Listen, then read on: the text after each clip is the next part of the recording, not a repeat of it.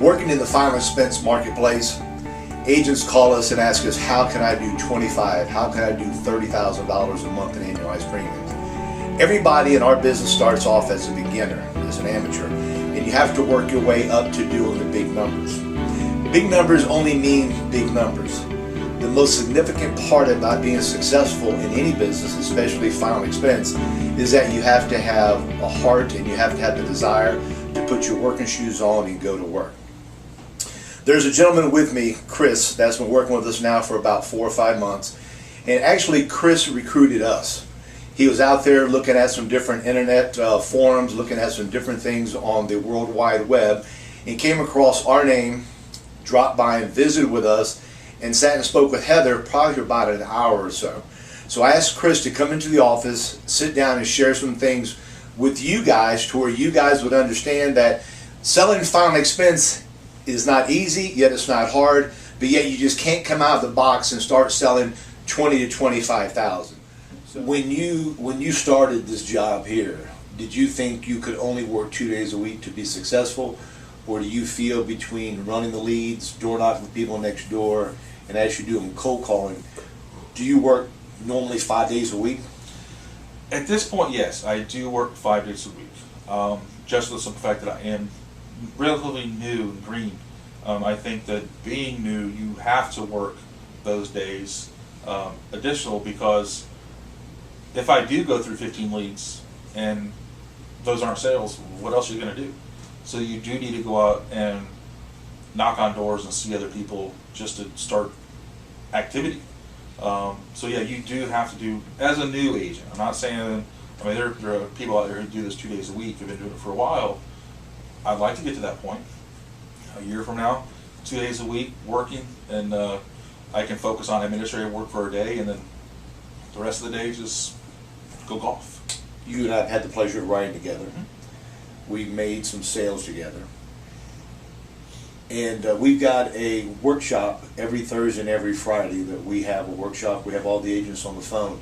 Do you feel that by you attending every call on Thursday and Friday, kind of like making an appointment from 10 to 11, do you feel that has helped you when you're going out there knocking on doors and visiting with people? Do you feel by speaking with other agents who've been in the industry longer than you that they've kind of helped you do better? Yes, I do block the time out. I do think and feel that, especially for a new agent, being on those calls to learn from other people, because it's kind of like you're self-employed, you have no one to speak to, you know, as far as help.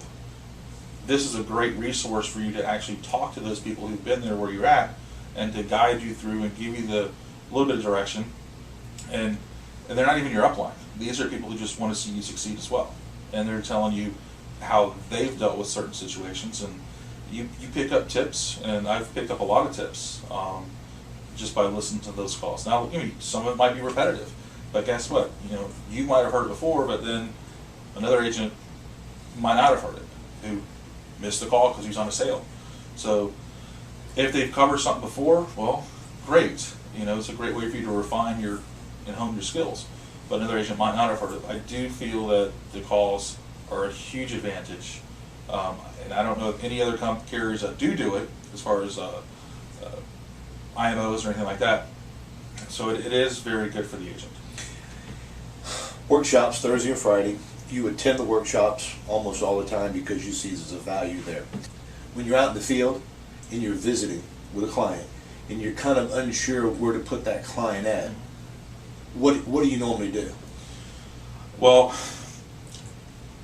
if I'm stuck and I don't know where to put somebody, I will call the office. I have called the office, not because of total uncertainty, but just a little clarification. And it's very helpful, and I've called up here before, and you've been busy. And the first thing I say is, it's Chris calling, and I'm with a client. It's the keyword client. And you will stop what you're doing, and you will pick the phone up and address my concerns at that time, and try to help me through the sale. And you'll talk to the client if need be to reassure the client of what I'm there for and to my validity, so they know that I'm not just someone trying to scam them or something like that there. So having the ability to call somebody when you truly need them is a benefit. And when the office hours are closed, you can still call after hours on your cell phone and get a hold of you, which I've done, and just to ask you for some guidance on a certain case. And so it's a huge advantage. The carrier, once the carrier closes at 5 o'clock, you're not getting a hold of anybody. So have the ability to contact somebody with more experience than you and a more in-depth knowledge of carriers and different niches is really good to have on your speed dial. Happy family. So the more I can do to help you guys out, and the easier I can make your job when you're out knocking and rocking, I feel this will make you more successful.